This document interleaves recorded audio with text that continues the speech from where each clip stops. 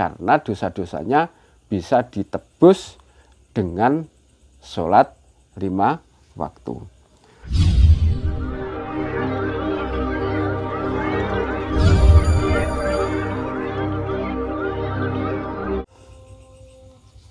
Assalamualaikum warahmatullahi wabarakatuh. Mari kita lanjutkan ngaji tafsir surah Yasin pada kali ini. Ila hadratin Nabi Mustafa Muhammadin sallallahu alaihi wasallam. Al-Fatihah.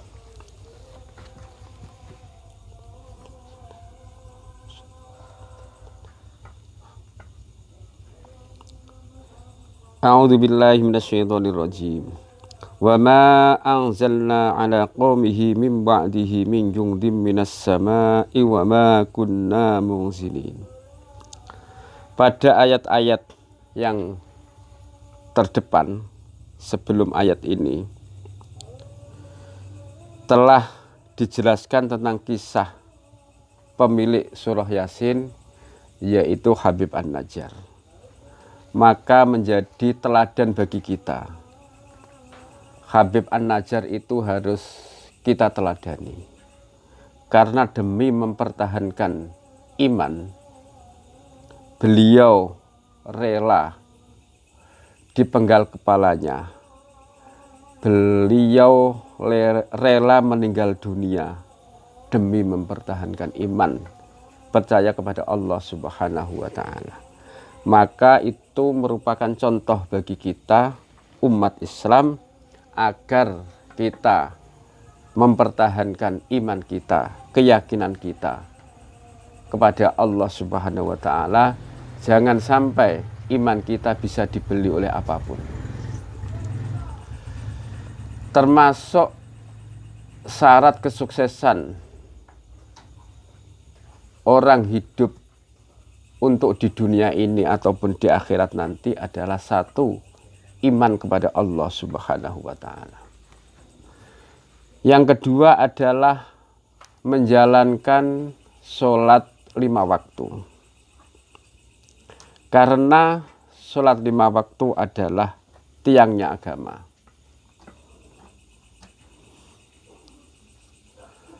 Mang aqomaha faqad aqomaddin wa man tarokaha faqad hadamaddin.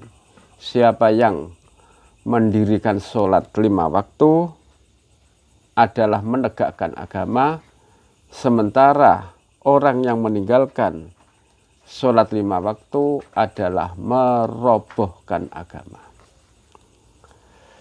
Dalam syair yang dikarang oleh Wali Songo, terkenal dengan syair lir ilir tandure wis sumilir, tak ijo royo tak senggut temanten anyar.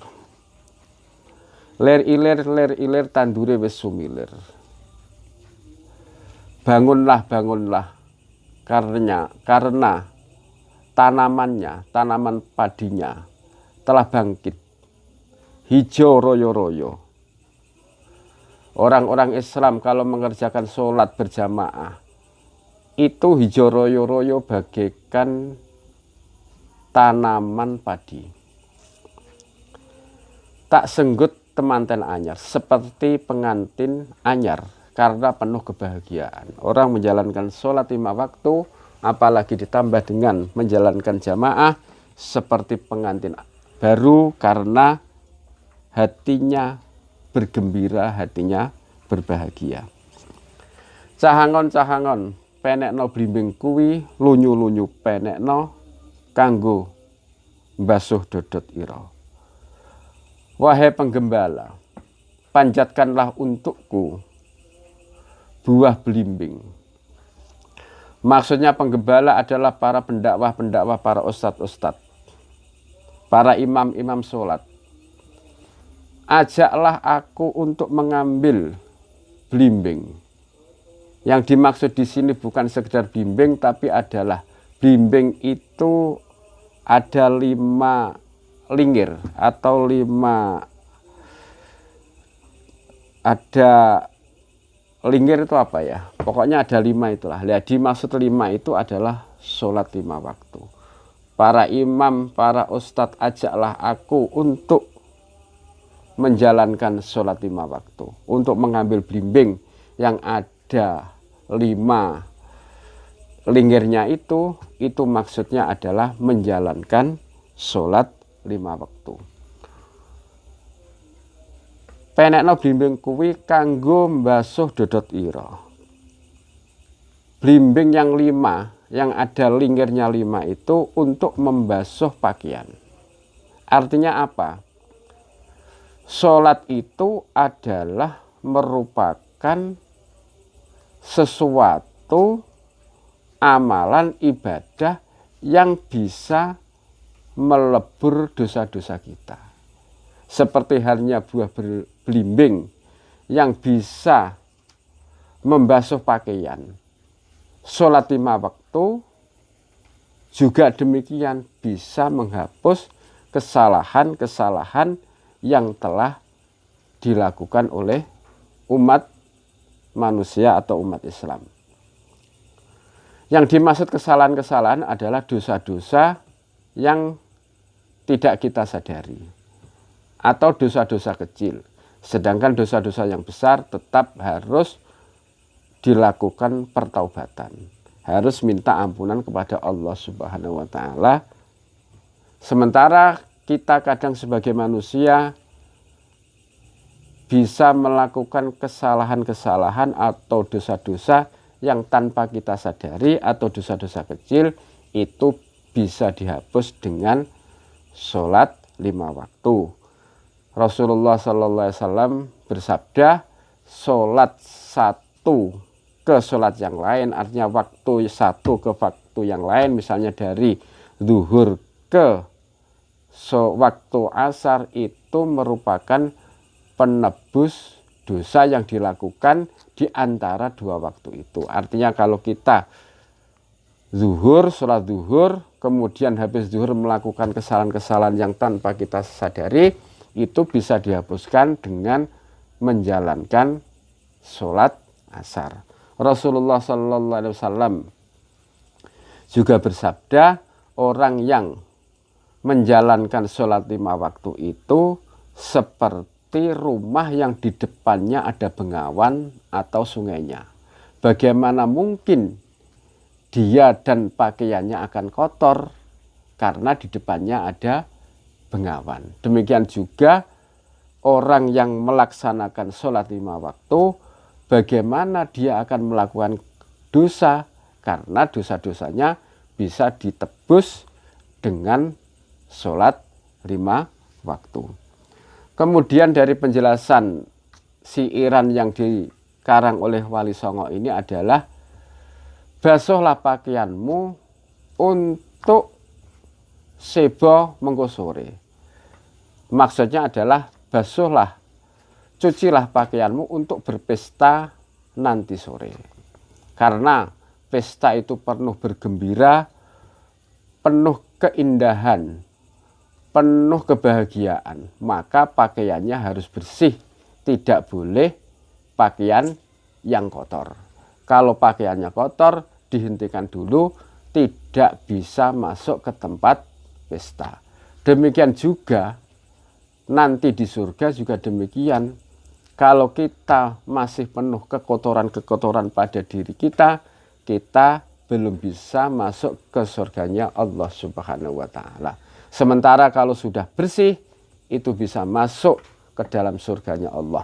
Termasuk untuk membersihkan diri kita dari kesalahan agar bisa masuk surganya Allah adalah dengan menjalankan sholat 5 waktu.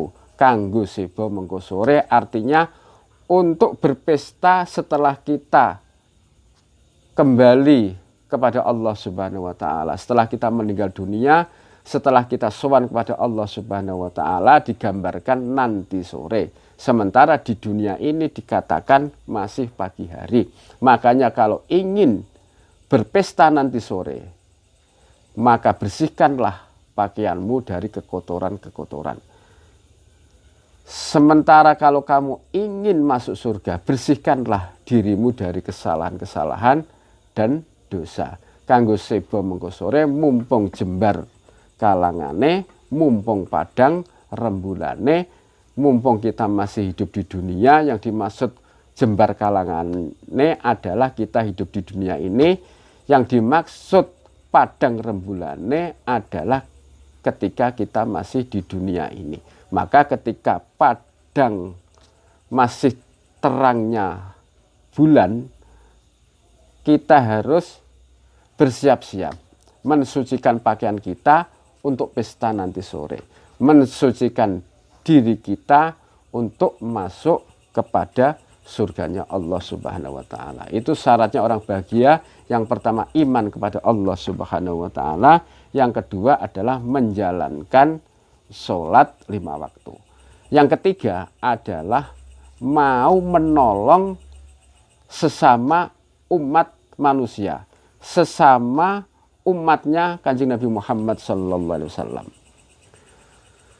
Maka kalau kita mau menolong umatnya Nabi Muhammad SAW, maka kita akan ditolong oleh Allah Subhanahu wa taala.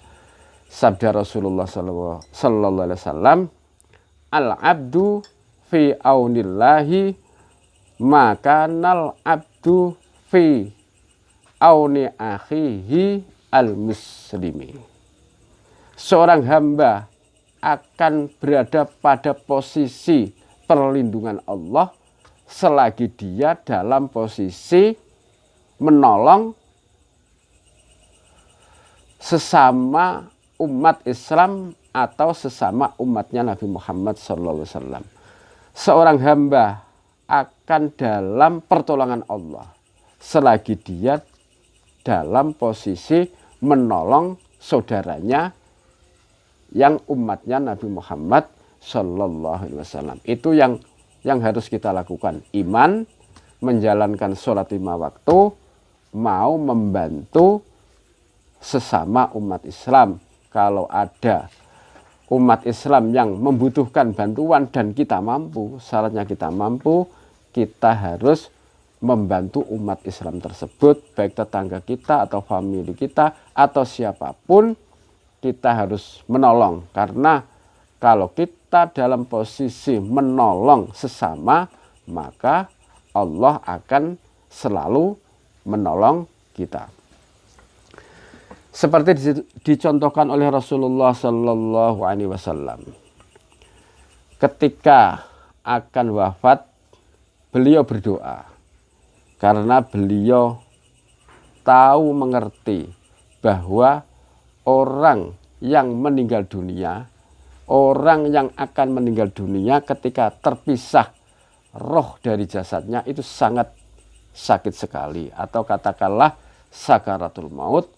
Doa Rasulullah yang masyhur adalah Allahumma sakil sakarota mauti wa khafif sakarota mauti ummati.